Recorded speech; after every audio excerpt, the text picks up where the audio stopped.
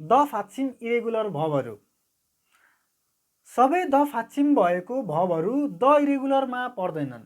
हामीले पढ्नुपर्ने जतिलाई याद गर्नुपर्छ है त। मुनि द देख्यौँ फाच्छिममा भने सबै चाहिँ ती इरेगुलरमा पर्ने होइनन्। हामीले पढ्नुपर्ने जतिहरूलाई चाहिँ हामीले याद गर्नुपर्ने हुन्छ है त।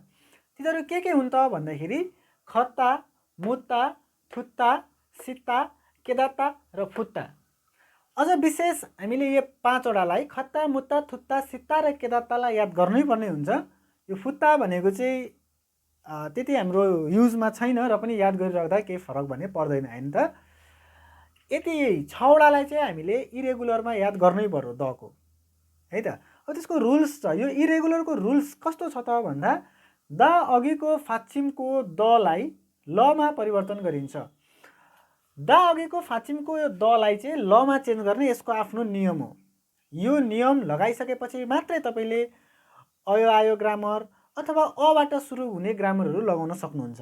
नत्र भने अबाट सुरु हुने ग्रामरहरूलाई जस्तो अयो आयो, उन, उल हैन जति पनि अबाट सुरु हुने ग्रामर यदि तपाईँले लगाउन चाहनुहुन्छ द इरेगुलरमा भने यी 6वटा शब्दको फाच्छिममा भएको दलाई तपाईँले लमा परिवर्तन गर्नुपर्ने हुन्छ।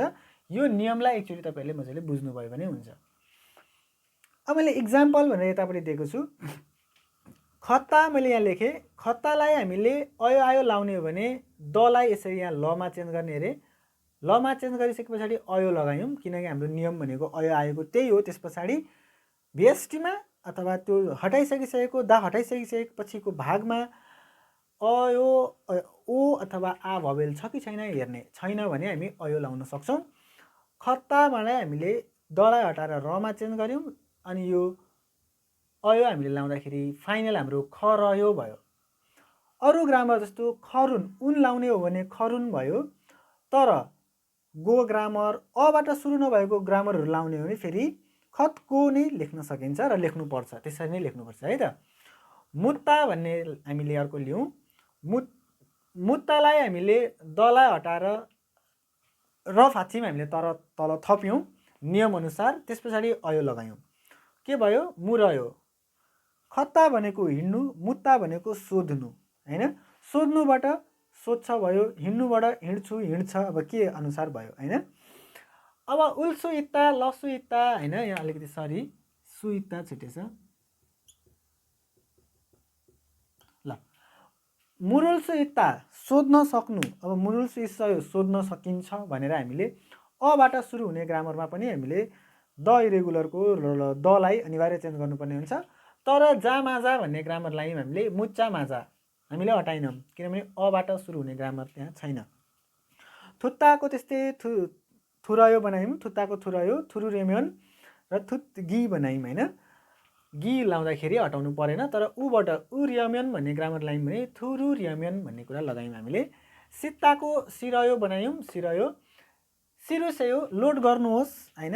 उसेयो लाउँदाखेरि पनि दलाई हामीले लमा यहाँ चेन्ज गरेका छौँ सिरुसेयो। तर नुन भन्ने लाउँदाखेरि सिन्नुन भयो। सिन्नुन यसको उच्चारण सिन्नुन है। कस्तो त सिन्नुन हैन। सिन्नुन सित नुन हैन सिन्नुन है। केदात्ताको केदारायो बनायौँ। केदात्ता पनि हाम्रो द इरेगुलर भर्बमा पर्छ। केदारायो बनायौँ। त्यस पछाडि केदातको बनायौँ हैन। केदातको गो लाउँदाखेरि हामीले दलाई हटाइनौँ केदातको लगायौँ। तर आबाट अब महसुस गर्नुहोस् बुझ्नुहोस् भन्दाखेरि केदारुसेयो भन्नु पर्यो हैन। केदारुसेयो बनाउनु पर्यो सेयो सेयोमा। फुत्ता भनेको चाहिँ ढाडिनु अनि त्यस पछाडि बढ्नु भन्ने हुन्छ। यो फुत्ता भनेको चाहिँ फुत्ताको के बनायौँ फुरयो बनायौँ। ढाडिन्छ भन्ने कुरा हैन। फुरुन लामियन अरे ढाडिएको चाउचाउ अरे क्या। ढाडिएको चाउचाउ। फुत्तो रोक ढाडिने गरी बढ्ने गरी बढ्नु भन्ने पनि अर्थ राख्छ है त। इन्क्रिज हुनु भन्ने पनि अर्थ राख्छ। केदात्ता भनेको चाहिँ महसुस गर्नु है। कुनै कसैको कुरा बुझेर एकदम त्यसलाई गहिरेर सोचेर महसुस गर्ने कुरालाई केदात्ता भन्छ क्या। रियलाइज त गर्नु। कसरी रियलाइज गर्नु आफूले त्यो कुरालाई लिएर सम्झेर बुझेर रियलाइज गर्नु। कुनै कुरा छोएर महसुस गर्नु भन्दा पनि कुनै कुरा सम्झेर बुझेर रियलाइज गर्ने कुरालाई चाहिँ केदात्ता भन्छ। अब जस्तो यतापट्टि हेर्ने हो भने फात्ता छ। फात्ता हाम्रो फेरि इरेगुलरमा परेन क्या। हामीले इरेगुलर इपिएस पास गर्नको लागि यति 6वटा याद गऱ्यौँ भने इनफ हुन्छ। यो तपाईँले याद गर्नु होला। यो याद गर्नै नै पर्छ। तर फाताको फादुम्यान फादायो बनायौँ, खत्ताको खदयो खदुसेयो बनायौँ, मुत्ताको मुदयो मुदजुसेयो बनायौँ, अत्ताको अदयो बनायौँ। अब तपाईँहरू यहाँनिर कन्फ्युज हुन सक्नुहुन्छ। यहाँ पनि एउटा खत्ता, यहाँ पनि मुत्ता छ, यहाँ पनि खत्ता, यहाँ पनि मुत्ता छ। तर यसमा थोरै के छ भने यो मुत्ताबाट मुदयो बनायौँ भने यसको अर्थ हाम्रो अर्कै दिन्छ। यो मुत्ताको यति बेला मुदयो बनाउँदाखेरि गाड्नुको गाड छ, गाडिदिनुहोस् भन्ने अर्थ लाग्यो। बिरालो मरो गाडिदिनुहोस् होइन। खत्ता भनेको चाहिँ उठाउनु, टेकआउट होइन। धोएको लुगा के गर्नु हो तपाईँले उठाइदिनुहोस्, खद जुसे हो, पाल्ने छौँ खद जुसे हो होइन। लुगा के उठाइदिनुहोस् भन्ने, यसले उठाउनु उठाउनु भन्ने अर्थ राख्यो होइन त। उठाउनु टेकआउट भन्ने झिक्नु भन्ने अर्थ लाग्छ खत्ता भन्नेले होइन।